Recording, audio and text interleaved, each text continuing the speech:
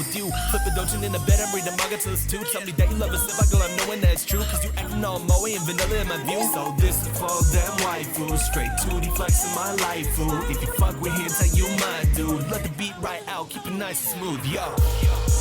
Hello? Yeah, I got a question. What's up, everyone? Welcome to the Weeaboos, the anime podcast where some of the most unqualified people answer your anime questions. I'm Sam. I'm Kyle. I'm Hunter. I'm unqualified. And today we're going to talk about anime. Yeah. Hunter, we're drinking beer right now, correct? We are. What kind of beer are we drinking? It's kind of a little razzmatazz of Leftovers. previous beers that we've drinking. So me and You make it sound like a tornado or whatever. You mix every drink at the fountain. a little Oh. razzmatazz. Yeah, gross. Gosh. So me and Jeremy have Kona Brewing Golden Ale, and you two have The Oktoberfest. Oktoberfest, correct. We also have some leftover pumpkin beer we might have to go into, but Throw it away. maybe. We'll see. So, Tonight, we're talking about love. love. Not really, though, but kind of. We're talking about romantic relationships in anime. Very not my typical topic that Yeah. I would normally want to talk about, but I think it's interesting. So I want to talk about it because seemingly in every good anime, and this isn't exclusively true, but kind of in like every really good anime, there's some sort of romantic love interest for the main character, to some extent, right? I mean, there's exceptions, of course. Right. But it's Yeah. almost universal. Like, there just always is one. And some of them are better than others. But there's clearly a reason why. And for some reason, it works. So we're going to kind of talk about what it adds to the story. Why I think you need it. Or something at least equivalent to make a good story. Essentially, every anime needs an Anibae. Think about it. Did you write all this shit down in your notes, too? No, I didn't. You're like, thought make about it all. pun here. No, there's no puns in here. Oh, man. Oh, wow, it's punless. Punless. Yeah, not one pun. Look at it. So, before we talk about what makes a good relationship, a romantic interest, let's just name a couple. Some of our favorites. I've got a good amount here. Steins Gate, Okabe Rintaro, and Kurisutina. Yes, indeed. That's an awesome one. I've also got Mikasa and Eren. I know. Oh, no. I think that one's Kind of actually like crucial. stalkery.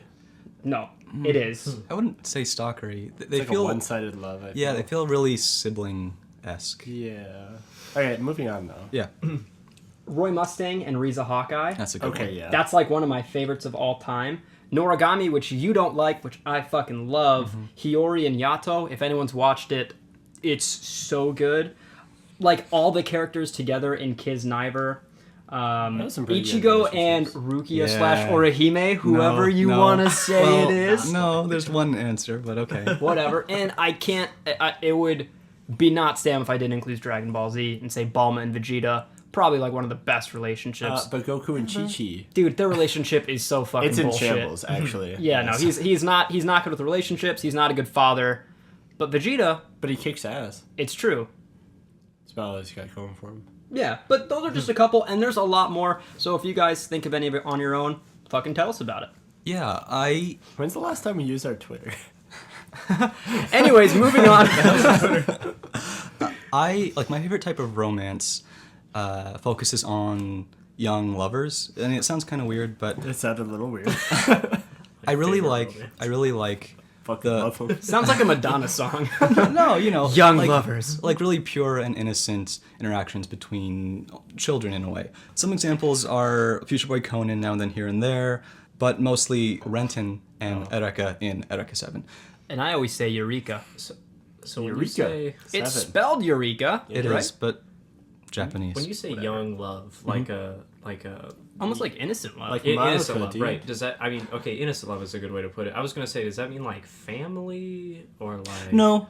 Like as a child, love is something so overwhelming that it's almost too difficult to process. Love as an adult is something that requires hard work and can be painful at times. And I love the transition between the discovery of those two types of love. It's adolescence. With Eureka 7, she crashes into Renton's home, like destroys his house, gets out of the robot, and like the first thing Renton says is, she's cute. And then he just chases after her throughout the entirety of the series, similar to Future Boy Conan.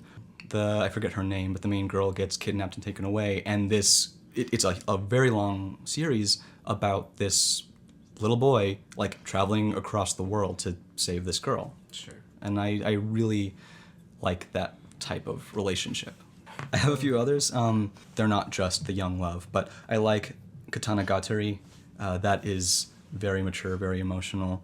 Hyoka is interesting. It has a very realistic form of romance in a high school sense. Kimi ni Todoke is basically the epitome of like a romance anime. Sam said Bleach. I love Bleach. Ichigo and Rukia. That relationship is fantastic. Clanad, Ore Monogatari, which is my love story, where this huge hulking like giant man and this very tiny cute girl fall in love. Senjo Gahara and Araragi from Bakemonogatari is one of the best relationships, I think. And then I also like Bakuman. Bakuman is really nice. It's about this young kid who wants to be a manga author and a girl who wants to be a voice actress, and they're in high school. And like episode 1, they essentially confess to each other, but then they say, we're going to pursue our dreams and not talk to each other until we reach our goal. Like, I'm going to become a professional manga author, and I'm going to become a professional voice actress, and like no interaction until then. That would suck. That's weird. Why you gotta do That would be... To motivate yourself. I suppose. Okay. So those are a few of my examples. So why though? Like, what's the point? What makes some relationships better than others? Why does it work better in some shows than others? And when I was thinking about it, there's really like 2 reasons why I think you need a romantic love interest or something to the equivalent. You don't something to that need, effect. but sometimes it adds to the story. Right, and it falls into two categories. One, my favorite, always character development, like obviously, and 2, plot development, very much so. So I want to focus on one at a time though. So first we'll just go into character development. Yeah. Right, because that's like my whole thing. I fucking love it. I'll watch a bad show if the characters are cool, or if I like the relationships. A lot of really good stories, main characters would never do the things in the story if it weren't for the romantic relationship. Yeah, and I think it's very revealing about the characters. Well, and then also when you have the love interest, usually has some sort of personality that they show the world, and then they'll have a different personality alone with that character, and Exactly. you get to see how they act. It's when where they, feel vulnerable or whatever. Because even if you think about a true relationship that you might have with somebody, a romantic relationship is very different than like a friendship or a family bond, something like that. Because arguably when you are with a love interest of yours or, a partner, you are most vulnerable. Like, you let your guard down. And I think a lot of times, like you were saying, characters have this kind of portrayal that they decide to like show the world, and then when they're with that character, you see their other side or their true nature. Well, it's even like an anime trope. It's like tsundere or something. Yeah, tsundere. So that is like the character trope where you have a female character that's like really cold and like, off-putting to the world, but then once you like really get to know them, they're like really sweet and loving or whatever. And that's kind of where I was when I said like the whole Mikasa Eren thing. Like, I wouldn't say Mikasa is like cold, but I would say without Eren, she would be like a sociopath. I think without Eren, she's basically Levi. And the big distinguishing factor is that she has someone she cares about so much. And similarly with Eren, I think Eren could be himself even without Mikasa, but not the other way around. Yeah, like, Eren doesn't care about Mikasa, yeah, more or less. she needs him very much. But I think without each other, like, they would lose their sanity. Like, what if Eren just had Armin? Like, fuck that. That kid's That would suck. a total bitch. It would be I over. wouldn't, He would I have wouldn't already be died. stuck with that kid. He's like, Armin's like the worst character ever created in any show ever. Fuck that guy. I feel strongly about this one. Yeah, and then for both, and this is going to be more true for like a lot of anime, but just to mention some of the ones I named already, like Bulma and Vegeta, or one I haven't mentioned yet from Inuyasha and Kagome, right? Where you literally have 2 people who aren't human, Vegeta, who's a Saiyan, like an alien race, and Inuyasha, who's half demon and half human.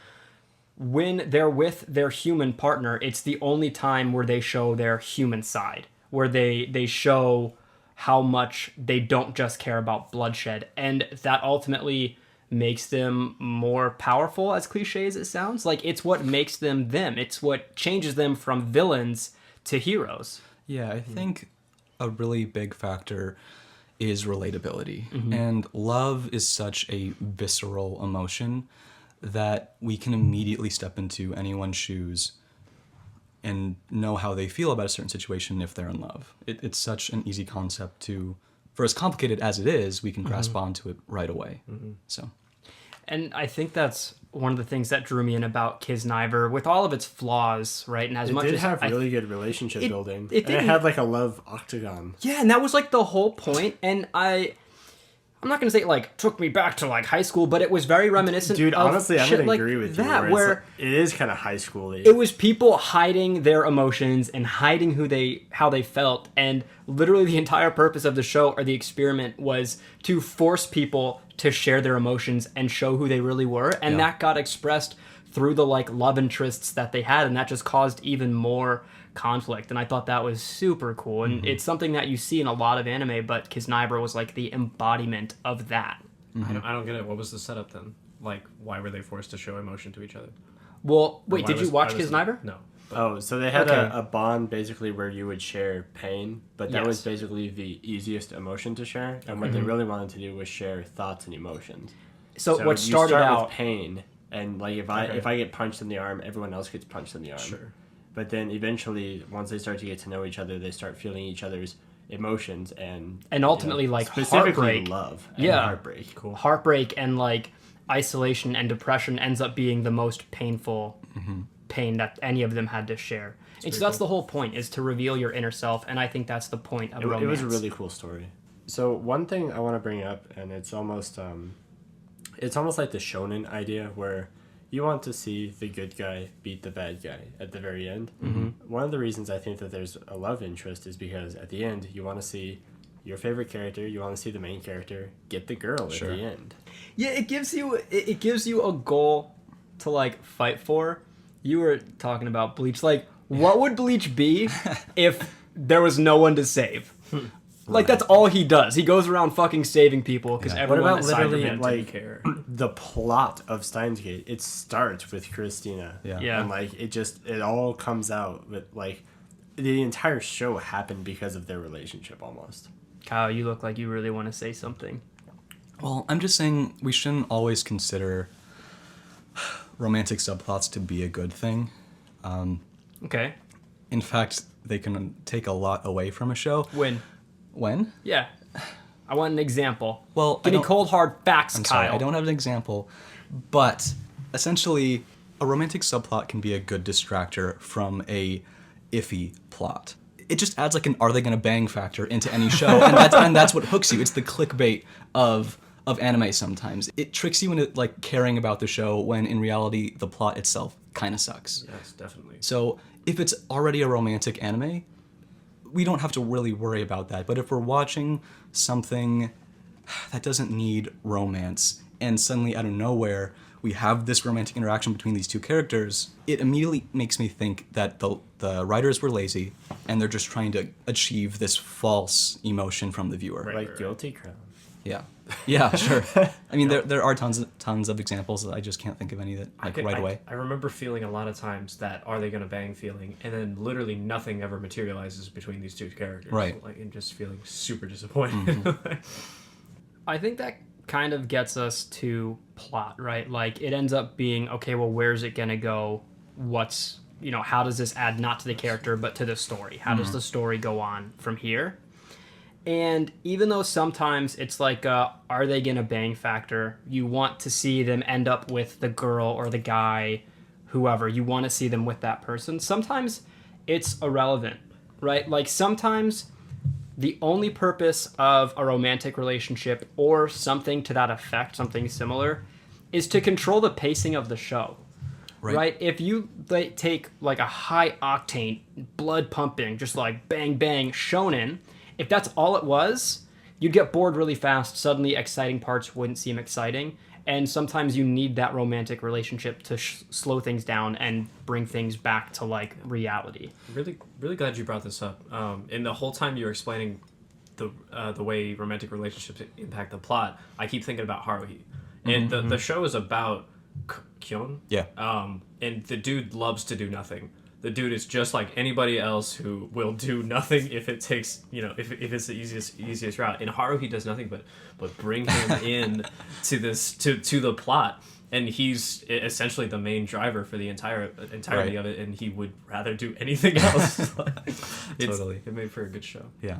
You should watch Haruhi, Sam.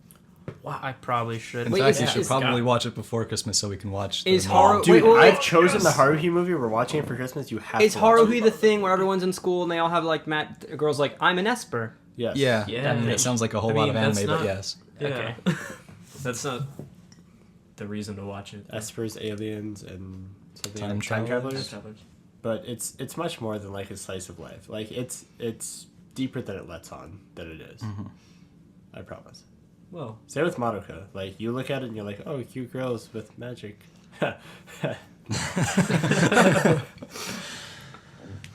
Plot. Plot. What else we got about plot? plot. Do you have anything to say about how a story Well, can okay. progress solely based off a romantic relationship, or how a romantic relationship adds I actually or have progresses a story? almost the opposite. If you have something about this, go ahead. But Well, I can definitely or assume what you were going to say about how it does the opposite, and it's kind of what I mentioned about how it distracts from the plot, how romance can take away from the plot itself. But at the same time, romance can fuel an entire story. And it's like what I said with these young lovers. Like Renton chased Eureka throughout the entire series because of love. And there are so many other anime that are similar to it. well, what I wanted to say was more of like, you can have romantic subplots that actually don't really impact the story. They're almost like a little sideshow. That like the example that comes to mind is Kill la Kill. Like you have I can't remember literally either of the characters' names. Mako and Mako, Gamamori. yeah, Mako and The big guy, the yeah. really big guy. Like that's a romantic subplot that kind of like gets, like wink wink nudge nudge to you a bunch of times, but it never like materializes, and it's just kind of like a fun little side story Yeah. from So the cool. show. Okay, one that's similar, and it's like a big relationship that I don't think we've touched on yet, is Winry and Edward from Full Metal. And it's a very subtle relationship, right? Where like there's clearly that really strong they love clearly interest. end up together at the end. But Yeah, and I think that's the whole point.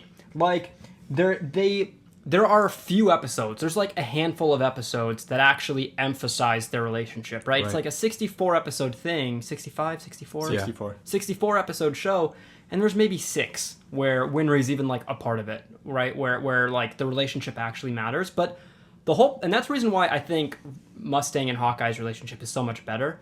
But the whole purpose of Winry is, spoiler alert, Pause for Oh, like 30 seconds. shit, You're yeah. good. When Edward gives up his ability to perform alchemy, right? Like when he becomes just a fucking pleb, like a regular human, he needs Winry. He needs someone like her to end up with. Because without her, there's nowhere for him to go once that's finished. So she gives him the resolution to the story. Like, without that romantic love interest, the ending of that show would be so much more depressing. But I also think the reason Spoilers they didn't- over. Okay, spoilers are over. heard over. But I also think the reason they didn't shove the relationship into your face the whole series is because it detracted from the story. Do you think I it did? No, I think it would have if they pushed it harder. Mm-hmm. If they had more pieces of them, being together. Like it was obviously foreshadowed, and like you knew that they were going to end up together, but it didn't blast you in the face with it every chance it got. It knew what it was agree. about. And I like what you said about damn it. What am I thinking of? I might cut this out. What am I thinking of? There's a show or a movie or something where like the protagonist has. Oh, it's ReZero. In ReZero, Oh, that one. yeah, That in little ReZero, anime. the discussion between Rem and Subaru, Oh, on where the top of the roof? on the top of the roof, Oh, yeah. where I think Rem was saying like Subaru was saying like we can run away, we can live in this house. Oh, and she has everything planned Yeah. out. She has literally every detail of it planned out. Yeah. Down to how many kids and where they live and everything. So in that sense, it shows that love can stop a plot entirely. If Subaru were to choose to go off with Ram and live a separate life and give up, it would be the easy way out, and it's something that he would enjoy, to just stop everything and put all this burden away, but he chooses not to, So Because Amelia is best.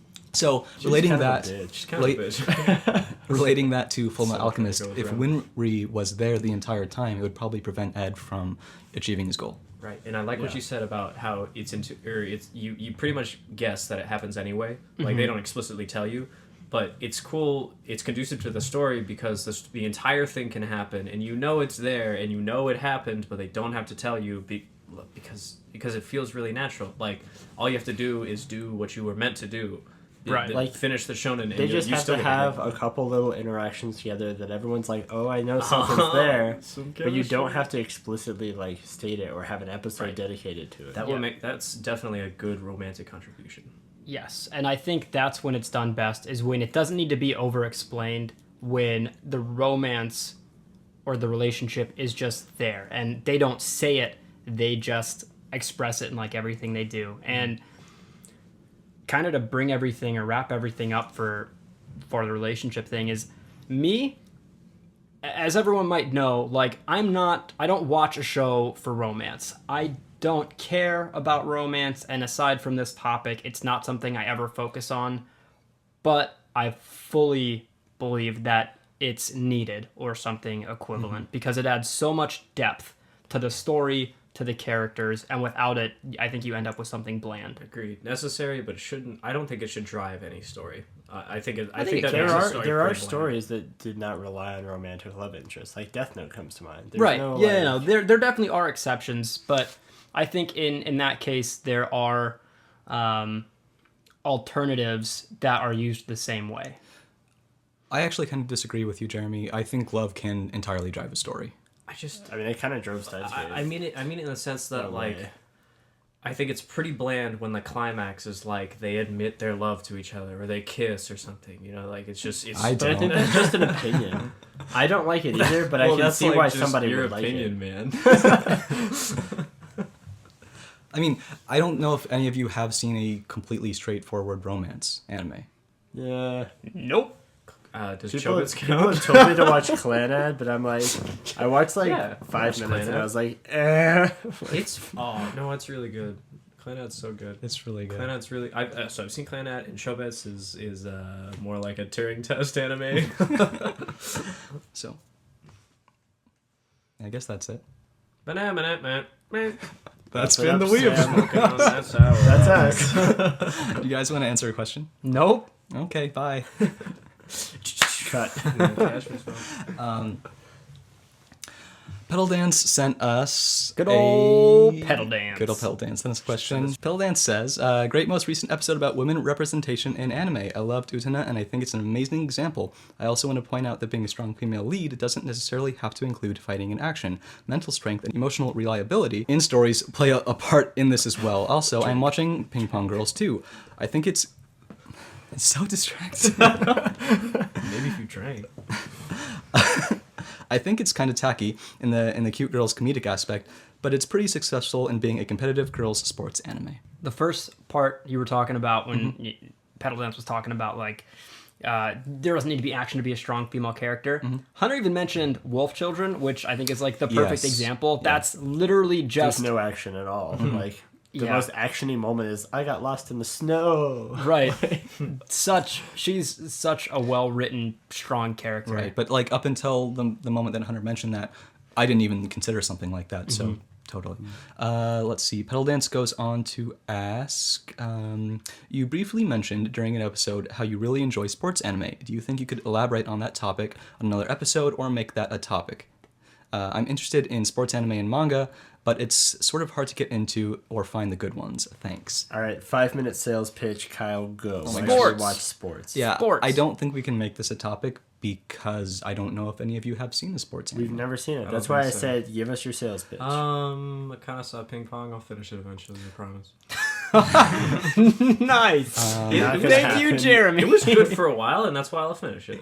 So, the best aspect about sports anime is the hype and the excitement. No shonen series has ever had the amount of hype or those edge of your seat moments that a sports anime has. And that's saying a lot. It's a bold statement. Yeah. There are the really big ones that elicit hype, like Hajime no Ippo, Kuroko no Basket, Haikyuu, and Baby Steps. Those are... Baby steps? Baby Steps is a tennis anime. Because you have to take baby steps to get better, Hunter. Watch the show. Okay. But anyways, but on the other hand, if hype doesn't really get you into it, if that's not like a selling point for you, there are plenty of sports anime that focus more on kind of abstract concepts. Ping Pong the Animation, Chihaya Furu, Yomushi Pedal, Ashita no Joe, and Touch are all... Yes, Sam. Did Thank you you, just Kyle. raise your hand for a question? Well, he was on a roll, and I didn't want to just jump in. Yeah, okay, yeah. What was that show that we watched that one time? It was like about baseball, and then the guy got struck out, and then the other guy came, and then he was like fucking everybody up, and then you were like, no, we're not going to watch another episode. Watch it on your own. And that kind of hurt me because I didn't remember the name of it, so I never watched it on my own. I believe it's called All Outs or One Out. That show is fucking nerve-wracking. Yes. It was hype, but more than anything, oh my god, it made you so afraid. Like, Yeah, we exactly. talked about horror anime. I've never been more afraid than watching that show. Yes. All Outs is very similar to Kaiji, the big nose gambling anime, in the sense that it makes you very uncomfortable. Yeah. Not all sports anime do that. So, yeah, wrap it all up. Hype is the biggest selling point of any sports anime, and I do not doubt whatsoever that if any of you were to watch a full-on sports anime like Haikyuu or Kuroko no Basket, it would be one of your favorites immediately. I've thought about watching Hajime no Ippo. That is the most straightforward. I don't think you guys can get through it because it's kind of ugly. Yeah, I know. I was about to ask if they made like a remastered version of it. They didn't. But like, if you just want to see Not a chance. someone like clawing their way up, but if you ever want to see someone like clawing their way up to the top and just fighting and losing and falling back down and training, that's Hajime no Ippo. If you want to watch Dragon Ball Z, but sports, watch Kuroko no Basket. If you want to watch, Okay, actually, I'm gonna do that. yeah, if you want to watch, Oh wait, is Kuroko no Basket the thing where like their eyes get like all lightning-y? Yes. And they're like, he's in the zone. yeah. Okay. Haikyuu is pretty much like the most well-rounded sports anime. If you're more into romance, I would suggest checking out Touch or Chihaya Furu. If you just want a very well-written sports anime, I would do Ping Pong the Animation or Ashita no Joe. So, Thank you for the question, Thank both you. of you, and we want to hear no, more it was questions. only one person. That was all Pedal Dance? Yeah. I thought there was two. Thank you, Pedal Dance, for the questions. We appreciate them. Keep sending them. Other people continue to send. Did you leave your window open? I think there's like birds. There are birds in my room. Close the window. I'm sorry. Let's move on to what we're watching. So I think we've hit the midpoint of this current anime season. So rather than run through a bunch of tiny opinions or tiny opinions on everything I've been watching, I'm going to start slowing down, and once a week I think I'm going to just talk about one show a little bit more in depth. Cool. This week, I finally started watching Fune wo Amu, or The Great Passage, I think is what it's called. And that is an anime that I've been putting off its airing this season because it was picked up by Amazon, and that just makes it really hard to get a hold of and watch. I really haven't seen anything about Fune wo Amu up until now.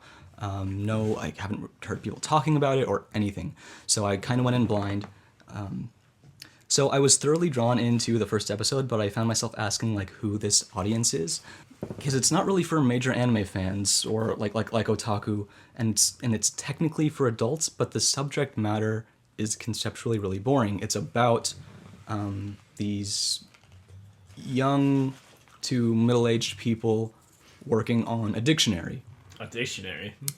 English dictionary? A dictionary, you say? What kind of dictionary? A What language? Japanese. They're in Japan. Anime takes place in Japan mostly. I know, but you never know if they're going to be... It'd be more interesting if they were making, like, a Swedish dictionary. No, they're Where not. does Zeta take place?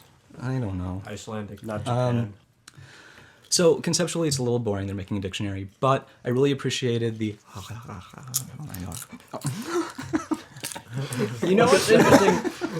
You know our interpretation. Sorry, of, like, Hunter just fed me popcorn. You know how like some people can do impressions and how like do an Asian accent. You would do an Asian accent. Imagine how much more difficult it would be if I said. How much more difficult would it be if I said, pretend to be a British guy doing an Asian accent? Probably harder. Ooh. Yeah, isn't that interesting? That's Accents tough. are different wherever you go. Yeah. Like Indian people sound different in China than they do here. They have to. That's pretty cool. Yeah. So, Probably because they speak Chinese. Huh? It's because they speak Chinese. What do you So- think it would sound like? Are there any Chinese anime? yeah. Is it still an anime? There's a League of Legends Chinese anime. But is it an anime if it's from China? Is That's there not it. a word for it? It's a Chiname. There's no word for it. A It's really- Chinaman? This is actually, that's actually a really interesting debate. What was the Porter Robinson short?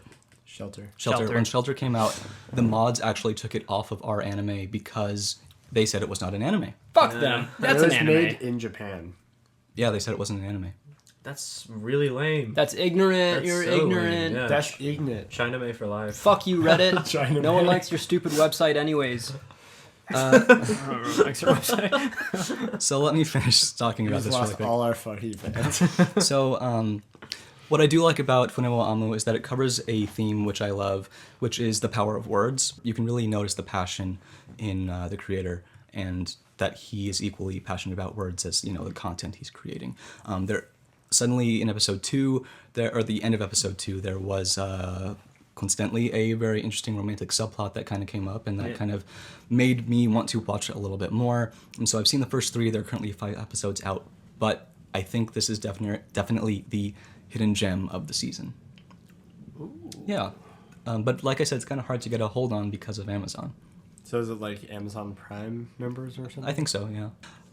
So please send us your questions or episode topics or just opinions on whatever you're watching. We are at the Weeaboos on Twitter. We're theweeaboos@gmail.com, or you can send questions to me at Secret Otaku on Tumblr. If you reblog or share our episode, we'll give you a shout out. And if you have the time, please give us an iTunes review. Those are amazing. We want to thank Kid Boo for our outro music and Hentai Dude for our intro music. So like always, get Drunk. And here's some people we want to thank for Oh, reblogging our podcast. You get a sexy shout out today, like last time, actually. Fang Mitch, Joylton, Hakutaku-chan, Pyrocarius, Clear Love, and Darvin Jeremy. Thanks, guys. Get Drunk. and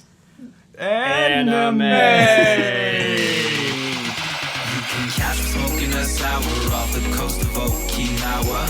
Feeling so high like I'm Ho-Oh in a tower. Take a flight on some shit. Got my dogs riding beside me, blazing hot. That's kamikaze, sacred fire. Don't be mad, I'm lit. Catch me smoking a sour off the coast of Okinawa.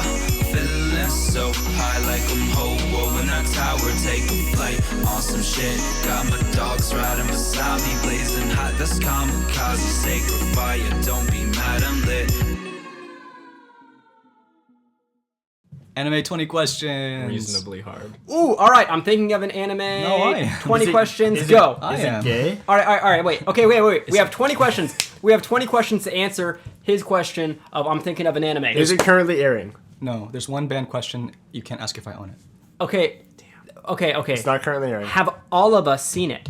Yes. That narrows it down to like 5. Yeah. We should just name Should we do those. a movie or series? Yes. Is it a movie or a series? We have to hang on, ask Is, us. is it a movie? Exclusively movie. is elaborate. It's exclusively a movie.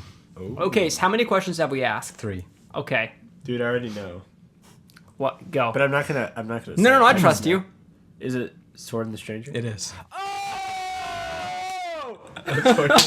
Boom! Well, this just goes to show Get how drunk. little anime you've seen.